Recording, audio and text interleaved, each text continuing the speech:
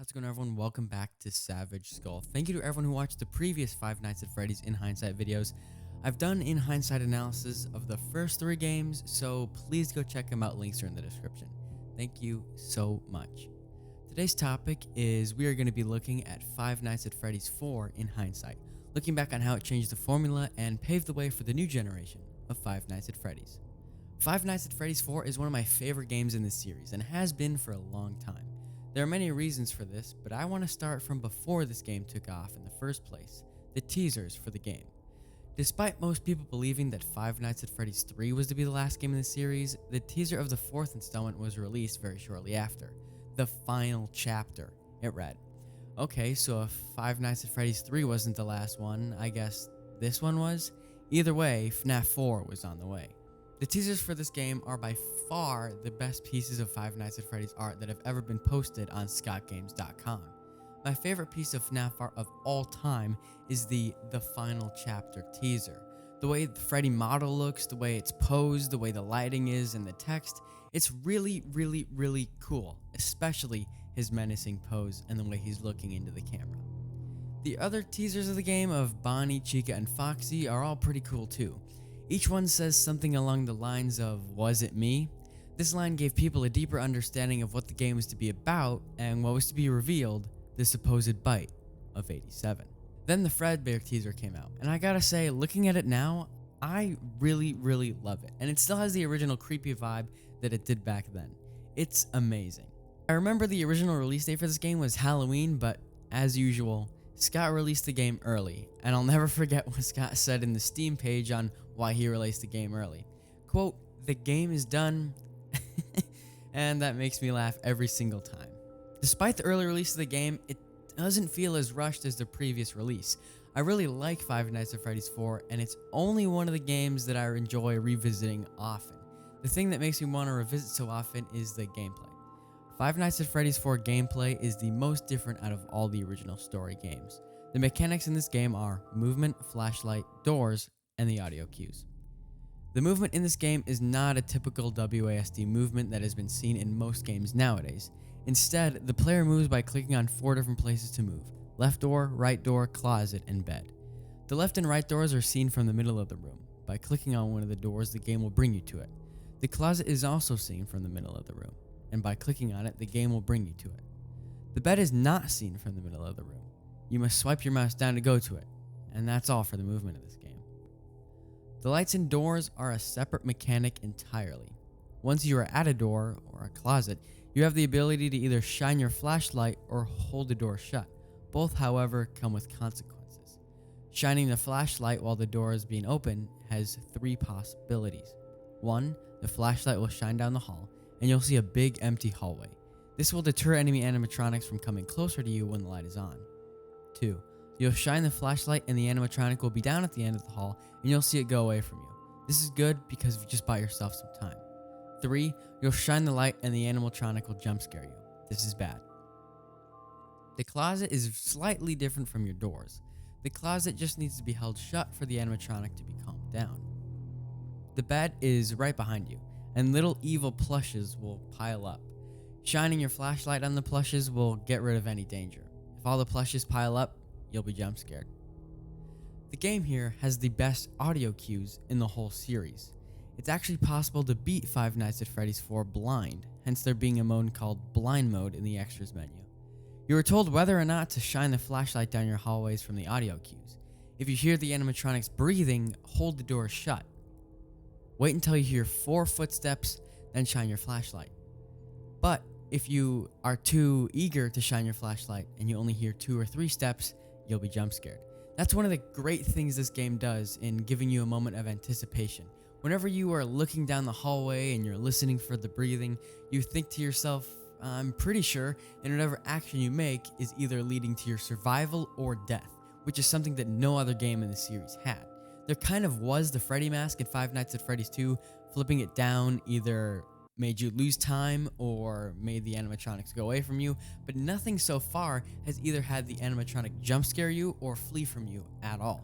It's really good, and I think the gameplay in this game is just a masterpiece. It's so well done in the fact that it makes you think about each and every movement you make instead of, oh no, I accidentally flipped the cameras up, let me flip that down. I just wasted a little bit of time. But in this game, every single action you make is crucial, and that'll be extra crucial in later nights. And there's actually more than 5 nights in this game. There's the 6th night, which is just for lore, the 7th night, which is technically nightmare mode, and the 8th night, which is the new 20-20-20-20 mode, which is insanely hard. But let's get to the animatronics. The characters in this game are very different from the other games. The characters in this game are intentionally more creepy, rotted, broken, damaged, whatever you want to say. Let's start with the one we always start with, Freddy. Nightmare Freddy's design is probably one of my favorites, despite the whole community saying that it's the worst. I really like how broken he is, how torn up he is, and just how menacing he looks. He does look a little bit less like a bear, but in this game, none of the animatronics look really like the animals they're supposed to be portraying.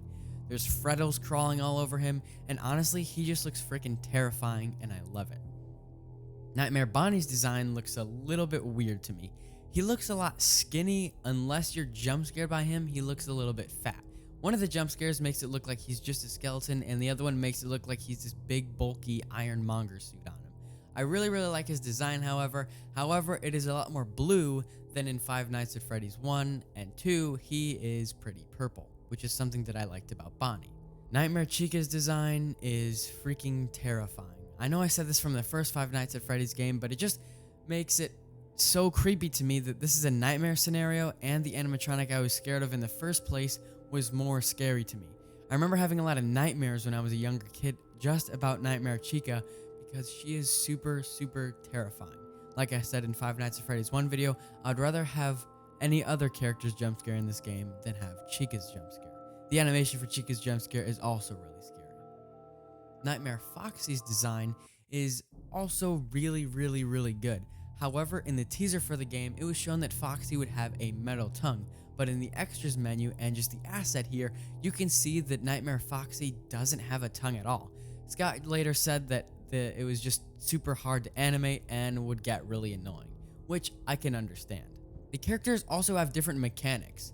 Nightmare Bonnie and Chica will come to the left and right doors respectively, akin to FNAF 1. I'll talk about how it's a lot like FNAF 1's gameplay in a moment. Bonnie will come from the left door and Chica will come from the right door, and you have to use the door mechanics. If you hear Bonnie or Chica breathing, hold the door shut to deter the animatronics. If you don't hear them breathing, shine the flashlight and they will go away from you, at least for a short while. Foxy is a little bit different. Foxy appears in the closets, and holding the door shut on him will make him move back in phases. If you see him as a plush, he's basically docile. However, Foxy does not appear in the closet at the beginning of the game. In fact, it's totally possible to see Foxy in the right hallway where Chica's supposed to be. Something I mistakenly took for Chica in one of my Five Nights at Freddy's 4 playthroughs, but looking back at the footage, it's obviously Foxy. Chica's animation from seeing back at the hallway looks like this, as Foxy's looks a little bit like this. Just a little bit different, and Foxy is a bit faster going back down the hallway. It is completely possible to deter Foxy entirely from getting to your closet at all. Really cool. Nightmare Freddy is the most different.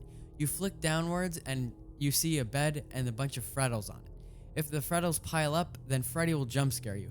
Freddy's jump scare is probably the one you'll get the least because it takes a long time for the Freddys to pile up, but if you do get jump scared by him, you'll be caught off guard instantly. The community for this game came back, although I think looking at this game had the lowest Metascore of the original chapter FNAF games. However, I don't agree with this, and I feel like Five Nights at Freddy's 3 was a little bit rushed. By the way, go check out the Five Nights at Freddy's 3 in hindsight video. I really like this game and don't think it deserved a low Metascore. The community came back for this game. The Living Tombstone made one of my favorite songs called I Got No Time, and the song is a lot like their Five Nights at Freddy's 1 song, just like the gameplay in this game being a lot like Five Nights at Freddy's 1's gameplay. Bonnie on the left, Chica on the right, Foxy in the middle, Freddy behind you. Really cool stuff. Game Theory also posted a video that is probably my favorite Game Theory video to this day. A lot of you are probably going to run down in the comments and yell at me, but that theory was the dream theory. After watching that, it was just a wave of relief over me. We had figured it out, and the clock chiming at the end really put the pieces in place for me. I really love that video. Thank you, Game Theory. So, is this game still scary to me today? Absolutely it is. This game is so scary. I can't believe it. This game is the only one where I'll take my headphones off in order to not be jump scared, or I'll just get chills and look around my room when the ambience is playing. I would rate this game's scare factor a 10 out of 10. It is so creepy. So where does this game go on the tier list? Honestly, I'm gonna put it up at S tier with Five Nights at Freddy's 1. It has a lot of callbacks to the original game, where the animatronics are, how you fend them off, but it is just such a perfect horror game, I can't help but put it at S tier. At the end of this series, I will show the final tier list, so hopefully you'll agree with me, but so far we have FNAF 1 and 4 at S, we have FNAF 2 at A, and FNAF 3 I believe I put at C or D tier, I can't really remember, but if you disagree with this, please put your opinions in the comments, because I love Five Nights at Freddy's 4, and hopefully you do too. If you disagree with me about anything I made in this video, if I did injustice to this, please let me know. Like the video so others can watch it, and please consider subscribing, because there's more of these videos coming. Thank you so much. I'm Savage Skull, and I'll see you on the flip side.